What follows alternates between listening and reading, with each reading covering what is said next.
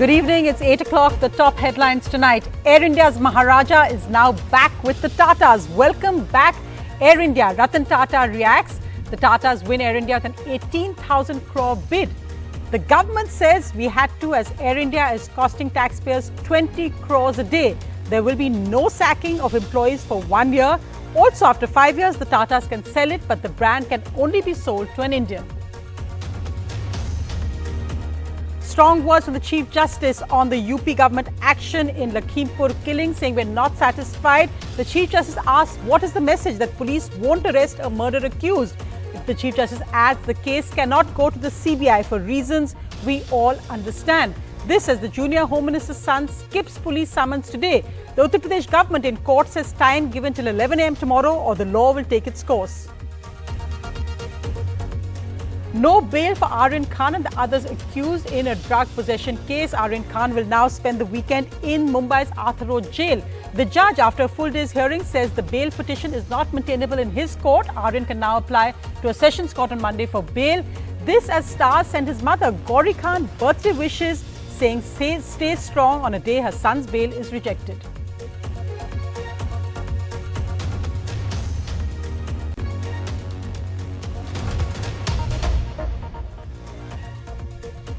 Our lead story tonight, well, it was an airline founded by J.R.D. Tata, and today the national carrier Air India is back with the Tatas in an emotional homecoming, said Ratan Tata, the chairman of Tata Sons. Today the government announced the Tatas have won the bid to acquire Air India for 18,000 crore rupees. The reserve price was 12,906 crores. Air India's total debt is 61,562 crores. The Tatas will take over 15,300 crores of that. So they'll actually pay 2,700 crores cash to the government. The rest, the government will also place money in a special fund and guarantee debt repayment. There will also be no retrenchment of Air India employees for 1 year, though VRS will be given. Also, the Tatas can sell Air India after 5 years, but the brand must go to an Indian, so the national carrier stays in India.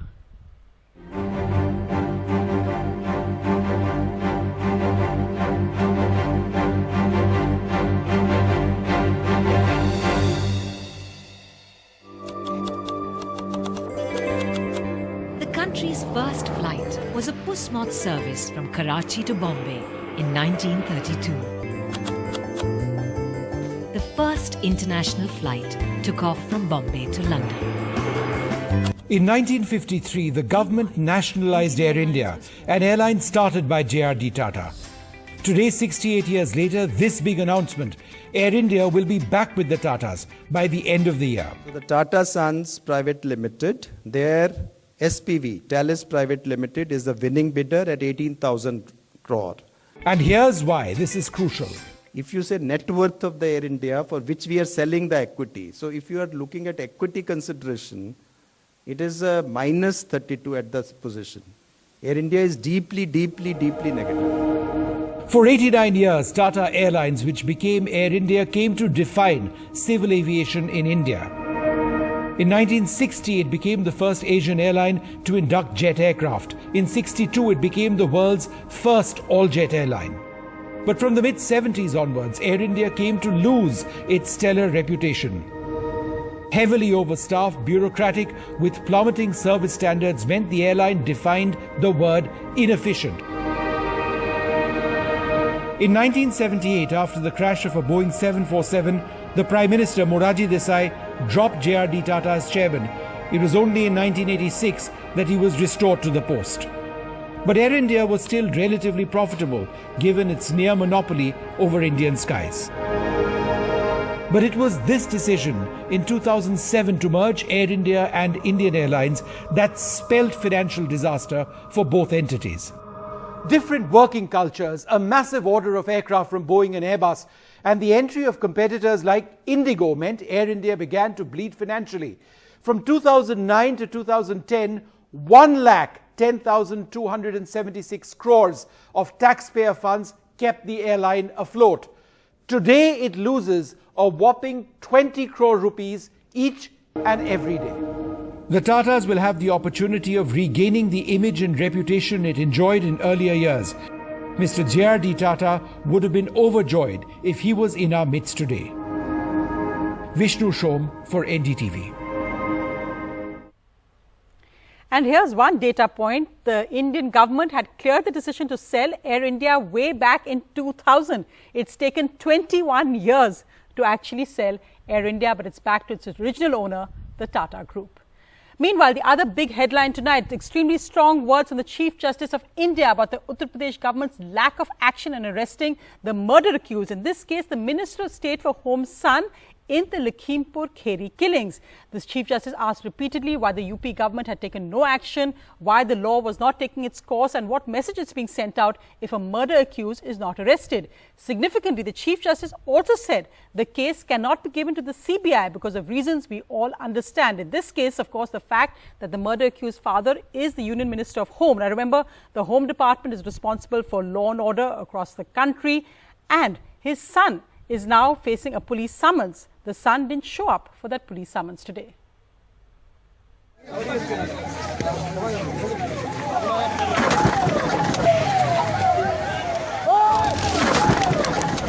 The law must take its course against whoever is involved. Strong words from the Supreme Court of India on the Lakhimpur violence as it criticized the Adityanath government over the handling of the case, which has sparked countrywide outrage. 6 days after his SUV crushed 4 farmers and a journalist to death, Ashish Mishra, the son of the Union Minister of State for Home, Ajay Mishra, has still not been arrested. A 3-judge bench headed by the Chief Justice of India today said, "We are not satisfied with the action taken by the UP government so far." The Chief Justice of India said, "We expect responsible government and police treat the murder accused the same way we treat the other persons in other cases." What is the message that you are sending? Even in normal circumstances, will the police not go immediately and arrest the accused? Things have not proceeded the way they should have. It appears to be only words and not action. Lawyer Harish Salve, appearing for the UP government, told court, "I agree that enough has not been done." Mr. Salve added, "We have issued fresh summons to Ashish Mishra. If he does not appear by 11 a.m. tomorrow, the law will take its course." The Supreme Court also expressed apprehension over the handling of the case by the state government and the probe being transferred to the CBI. The Chief Justice of India said, "The CBI cannot be given the matter for reasons you understand, because of the persons involved." The Chief Justice said, "We have seen details of the SIT. You have a DIG, a Superintendent of Police, circle officers. All these are local people. This is what happens when all are local people." The Chief Justice said, "The UP government should tell us on the next hearing on the 20th of October about which alternate agency can handle the case." The Chief Justice directed the UP Police Chief to protect all evidence in the case. Minister Ajay Mishra being confronted by journalists over the UP Police's inaction in the case. Mishra ji, आपके बेटे समन पे क्यों नहीं आए? नाराजगी जताई है। आप इस्तीफा देंगे कि नहीं? मिश्रा जी, आप इस्तीफा देंगे कि नहीं? But things hardly moved on the ground in Lakhimpur. The local police pasted this second notice at the residence of the minister, asking his son to appear before cops by 11 a.m. on Saturday. This after Ashish Mishra, ironically the son of India's Minister of State for Home, the ministry in charge of police and law and order, skipped police summons. ऐसे आरोप लग रहे हैं कि जो भी आपकी गाड़ी में थे, आप नहीं हो, आप ऐसा कह रहे हैं, लेकिन जो भी थार, फॉर्च्यूनर और दूसरी गाड़ी में थे, उन्होंने तेज गति से किसानों के ऊपर गाड़ी चढ़ाई और उसकी वजह से लोगों की मौतें हुई हैं। नहीं, बिल्कुल ऐसा बिल्कुल मिथ्या है ये। Mishra was freely available to media just a few days ago. A curious sequence of events played out at the crime branch office here in Lakhimpur earlier today. A DIG rank IPS officer waited for more than 3 hours here for the murder accused Ashish Mishra to show up for questioning. As soon as the Supreme Court started making these strong observations over the case, the officer left from here in a huff.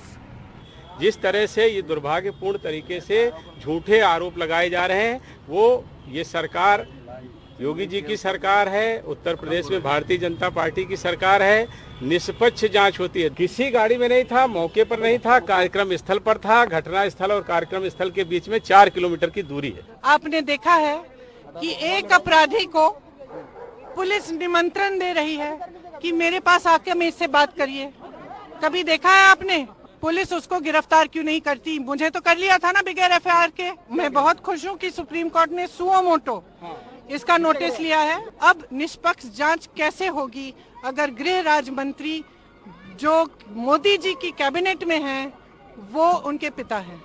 The Uttar Pradesh BJP unit tweeted what appeared to be Chief Minister Adityanath's first comments on the Lakhimpur violence, saying that the Chief Minister had compared politics over Lakhimpur to the Taliban and quoting Adityanath as saying that Taliban supporters are playing politics over Lakhimpur.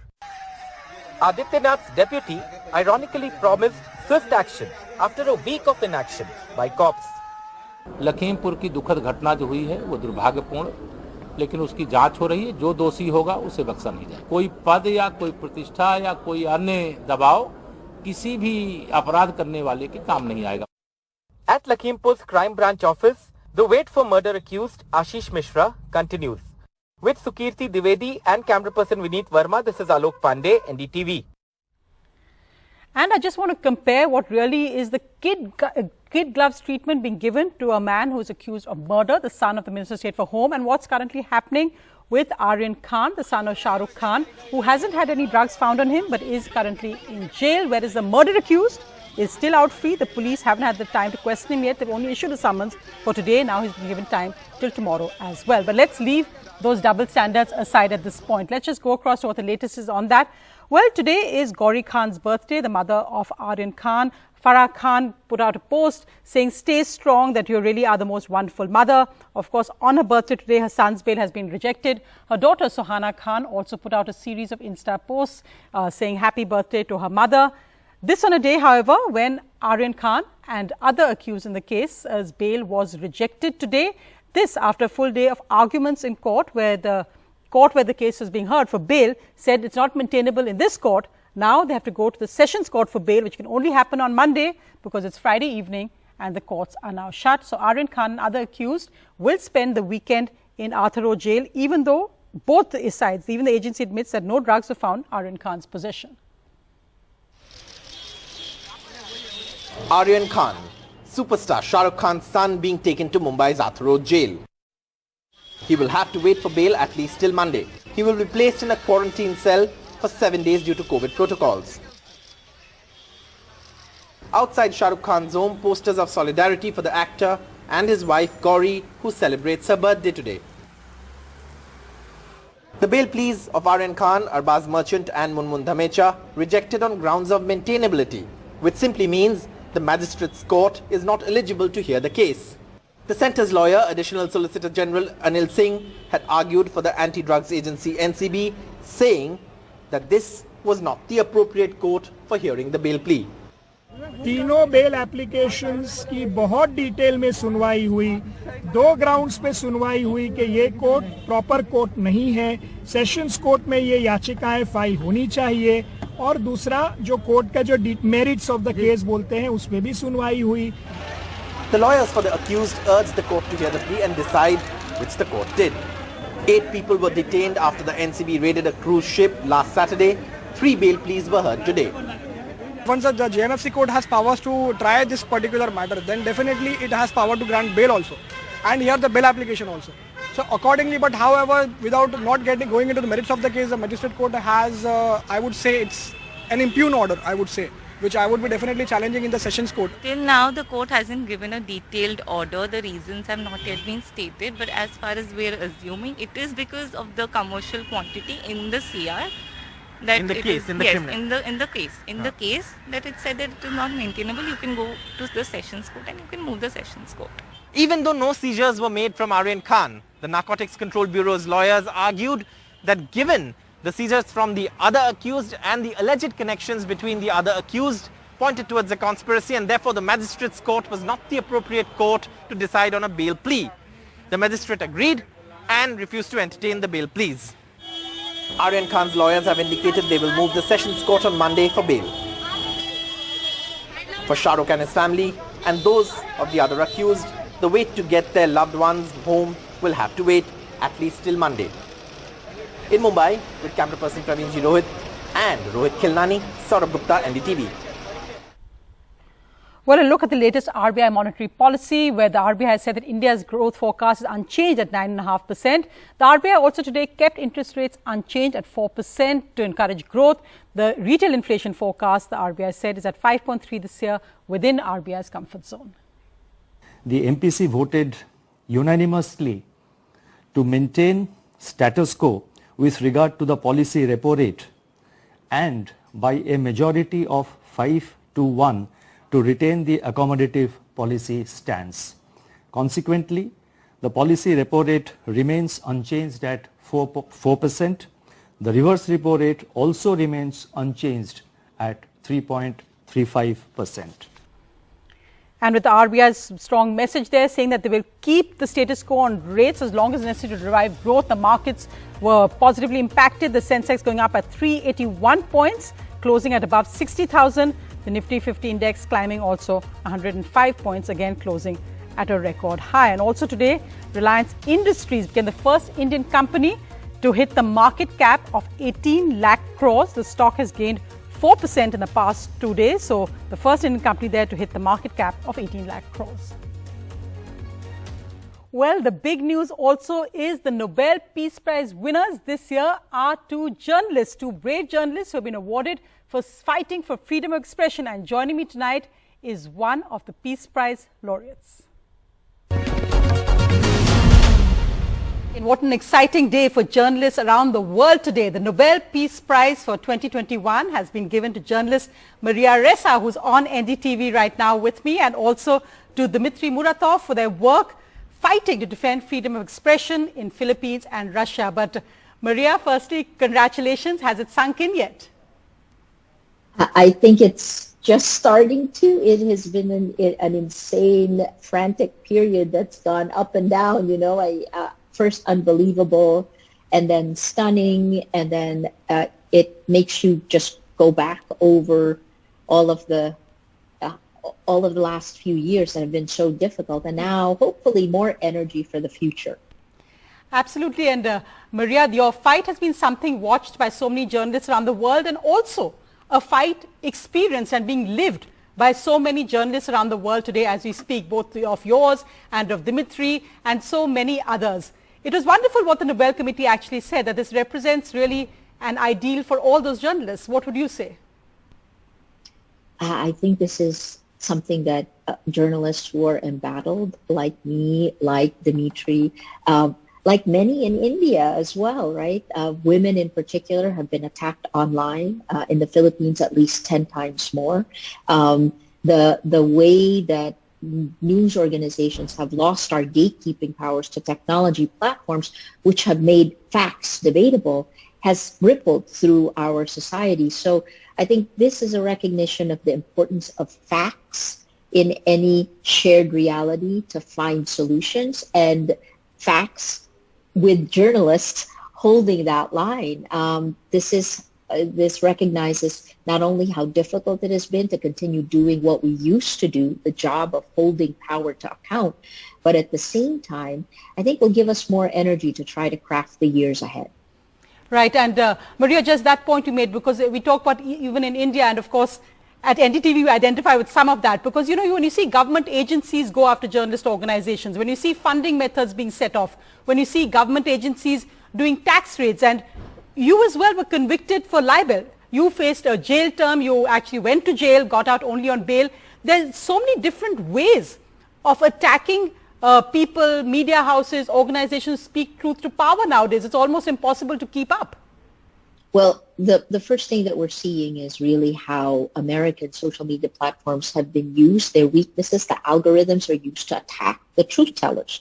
And once you weaken the facts, then that creates an enabling environment where journalists trying to hold power to account are attacked, and attacked, in my case, with the law. Look, I had the Philippine government filed 10 arrest warrants against me in less than 2 years.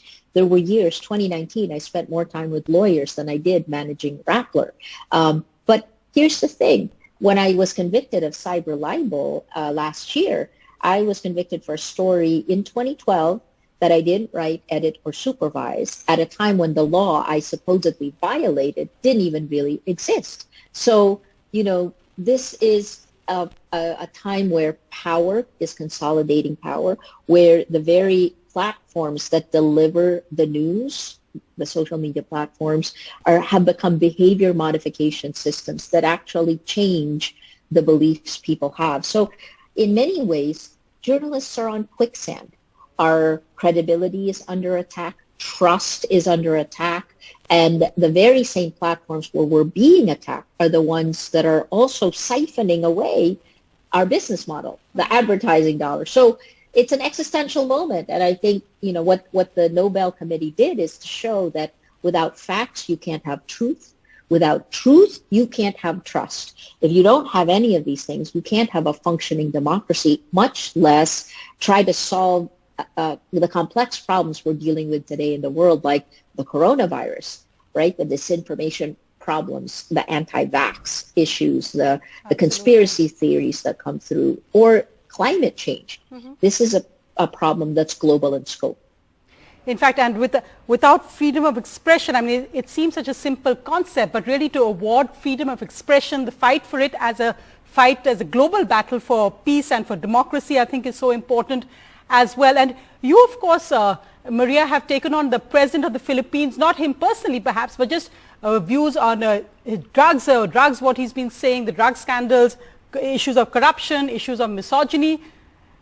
Sometimes when you take on the president of a state, especially one who's often authoritarian or very popular with, almost cult-like figures, it's seen as anti-national. That's a word very popularly used in India. It's seen as anti-national. It's seen as that you're against the country rather than against a government. How have we come to this stage where you made the point that, perhaps at one point journalists seen as truth tellers, journalists seen as holding power to account, now are themselves under scrutiny as being enemies of the state or anti-national? I think this is part of the way we are being attacked to make our work to hold power to account inconsequential, right? And that's tearing down, shooting the messenger, if you will. The problem, of course, is it's also a form of gaslighting in the sense that we come under attack because we're trying to do our jobs. Calling us anti-nationalists, President Duterte, for example, in his State of the Nation address, said that Rappler was owned by Americans. That's not true. And yet, when it comes out of the president's mouth, you expect it to be true. This is another problem, right? And again, that connects back to our information ecosystem. When you make facts debatable and instead of being held accountable, power then can just lie. We're in a different world. And that's, I think, part of what the choices of the Nobel Committee showed is that journalists like us who continue to try to hold the line, to try to hold power, tremendous power to account, that it has become even more difficult to do that. And by giving Dima and I this, I hope we stand for all of the journalists around the world who are doing our very best to keep power in check. Absolutely, and I think it's something really doing our best. I mean, journalists are trying their best in extremely challenging circumstances. Your win and Dimitri's win has given all of us at NDTV and many of our counterparts much hope. But just tell me, Maria, did you ever think, especially in the last 5 or 6 years when you decided to set up your own investigative journalism website and when you faced death threats, and at that point you made about women journalists, because I do think the kind of abuse we face is something which is specifically targeted and very, very different to what male journalists often face. Did you ever think it's time I should do something else? No, and this is the crazy thing, right? Rappler came under government attack when I'm old. This is my 35th year as a journalist. And so when we came under attack, my co-founders and I, we already knew why we were doing what we were doing, and we understood the mission of journalism. So at the beginning, it was kind of like it was in disbelief that the government would try to do these things, try to file cases against us, try to call us foreign influences. And yet, as we move forward, you have no choice but to continue to challenge these things. And you realize that the mission of journalism is more important today than ever. And as in January 2018, when the government tried to shut us down by taking away our license to operate. We challenged it in court. We continue to operate. And it actually gave our small company, we're about 100 journalists, 63% women, young, 23 years old is the median age. So it gave our small company a real mission. It made it come alive. You don't know who you are until you're really forced to fight for it. And in that sense, in some ways, I can almost say, we know who we are. We'll continue to hold the line. And now, as we move towards presidential elections in May 2022, it signals the end of 6 years term of President Duterte. I think we're at this moment where we must make sure that we keep democracy alive, that we shore up our failing institutions, because in the end, we do get the democracy we deserve. Absolutely. Well, Maria Ressa, as I said, an inspiration to all of us at NDTV, to journalists around the world. The Nobel going to two very, very brave journalists, Maria Ressa and Dmitry Muratov. Thank you so much for joining me on NDTV tonight. Thank you. That was Maria Ressa on NDTV. Thanks for watching. Goodbye.